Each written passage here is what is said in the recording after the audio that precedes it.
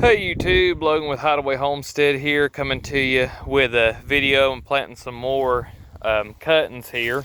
And I've just about filled up this bed. I'm leaving this area open just that way I'll be able to access it pretty easy. I was going to fill it up completely, which would be fine, but you know, just in case I want to be able to get in here and slosh some buckets of water, just in case the drought gets real bad this year, and you know, I want all my cuttings to make it. I've got 200 of the hybrid willow here, really nice cuttings, really big cuttings, and I was showing everybody with an auger, you know, drilling the holes. And for a lot of your bigger cuttings, that's the best thing to do, just because it opens up a big enough hole. That being said, though, a lot of these here that are some of the smaller ones, when it's cold or when it's wet enough, I'm able to push them into the ground. Now, but then there's some of them that are just too whippy that you can't push them in the ground, and they're also you know, too I guess flimsy is what the word is. Yeah, they're too flimsy where you can't push them in the ground, and they're really too small to be using that auger is what I was trying to say, because the auger's a little labor intensive. And to plant something like, for example, here, I'm gonna make sure I ain't gonna step on anything. I've got some of these corkscrew willows here, and they're really whippy. And then I've also got a line back there of weeping willows, and then another row of weeping willows. Some of them were bigger, some of them are a lot smaller, some of them I can't even see right now. Remember where I planted them. Oh, there we go. See if I can zoom in here. You know, some are real small. So what I use is, my buddy was using this. He was using a tire iron, and I found one. I've got some rebar too. Rebar works fine, but this here worked really well. And really anything metal you've got to be able to poke holes.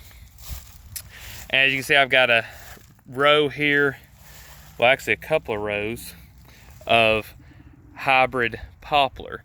And now these here were on crooked branches, so they're growing out like this. But all you've got to do to fix that is, when this starts growing down here down low and sending up shoots, you just cut it off and let that straight shoot grow.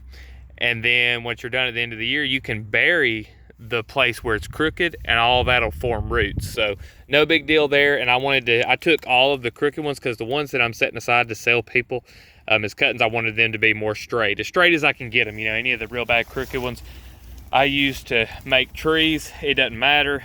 And any of the short cuttings, you know, I took them to make my own trees. And you'll notice that the bigger your cuttings are, the more vigorous of a start the tree gets. And I've got some trees. I'll pause the video real quick and I'll show y'all the difference between some of them that are grown from, you know, little whip cuttings, and the ones that are grown with larger cuttings. So I've got here in my worm bed just some little cuttings that I've made up, you know, keeping them moist. These are I'm gonna take to our mushroom inoculation event. And then I've got some little poplar tree cuttings. You know, you can see they're a lot smaller. And I got some black locust in here, and some little bitty willows that I'm gonna sell pretty cheap. And these here are a little bit bigger, but they're still kind of whippy. Now, some of it has to do with how much water they get, because these next ones I'm gonna show you are just, you know, ridiculous in the size difference. But these right here, you know, they've got decent roots on them. They're not the greatest. That's why I can't ask for the same amount of money as I can some of my better looking trees. But I mean, they're still a good tree. You can plant them, make sure they get water, a little bit of organic fertilizer, and it's going to grow like gangbusters and be an excellent tree and get huge just like any other tree. But I'll show you the bigger ones, just to show how much more you can get out of a big cutting and a lot of tending to the plant. So I got some pots strode out around here, so you just have to excuse that. But you can see these are the 11 to 12 foot tall trees. I showed one of these in a video. I think I've got 13 here healed in, which is just, I've explained in other videos, just laying trees down sideways in a ditch and covering the ditch back up. This is just to keep their roots nice and moist and make sure that the tree you know, does well until it's time to plant it out. But you can see here, I mean, just look at the girth on these things. And you can see that some of them, now these were all equally watered, you know, planted in the same spot, all got the same treatment. But you can see that some of them are obviously bigger than the other ones. And it's because of the size of the cuttings. Now they're all the same height because they all put on that same amount of growth going upward. But as far as just the girth on the trees, just getting that head start with that energy, that's the only conclusion I've been able to come to on, you know, growing my cuttings. Because you can see like this one here is a lot smaller. He won't command the same price as some of these bigger, nicer trees will. But anyway, yeah, this is where I've got them healed in. I'm probably going to cut these to about 3 foot. I was going to do them at 6 foot, but 3 foot makes them a lot easier to transport. And people, you know, if you've got a car or something, it makes it easier for that. Plus, wherever you cut these, they're going to send out growth all up and down the trunk. And willows, especially if you get them in the first part of their life, if you want to coppice or pollard them, it's really easy to decide, you know, if you wanted them to be pollarded at 6 foot, you could let one shoot grow up and then pollard it that next year, so that way you'd have a 6 foot tree. And that little tiny crook excuse me, that's going to be in the tree isn't going to matter once you get the tree, you know, up to a 3-4 inch diameter tree. It'll just, you know, grow over that. You won't see that bend where it grew out from the place where it was stubbed off. Or you can let it grow into just a natural tree. You can prune it and you know, cut it collars and stuff. I mean, these trees are just so fast growing that I think I could sell just the root with about 6 inches of trunk, and somebody could have whatever tree they wanted. So yeah, but it's a big difference, and that's why on my cuttings I've got some willow cuttings that are a lot smaller. I'm selling them for, at the workshop we're going to do, I'm selling them for a bundle of I think I got 10 for $5, and then I'm going to sell the better looking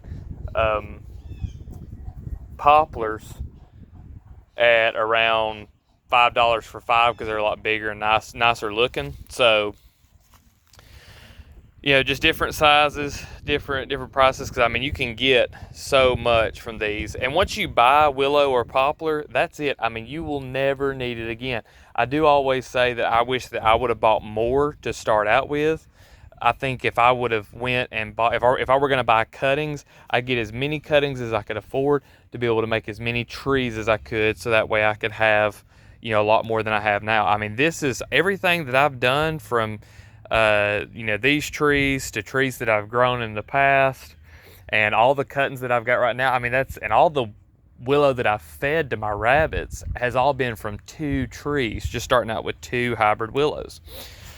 So I think even if you wanted to do like a living fence, if you could at least buy 4 good trees, like, you know, 4 of these, and then you put one in each corner of the area where you were going to do your fence, and then once you had about a 2-3 year old tree, you know, maybe even the very next year, take all the cuttings off that tree in the wintertime and then fill in between the posts. So you've got basically, you know, corner posts, and then your little whips that'll grow up into the things you can weave and, you know, make a living fence. If you've never seen living fences made out of willow, go online and look at them. They're absolutely amazing.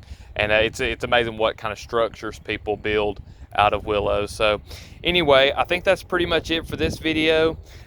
Just wanted to give everybody a look at what I'm doing, and you know, give you a little more information on cuttings and trees. Tons of stuff on YouTube too that is just wonderful knowledge. Some good nurseries. I like Akiva Silver's channel.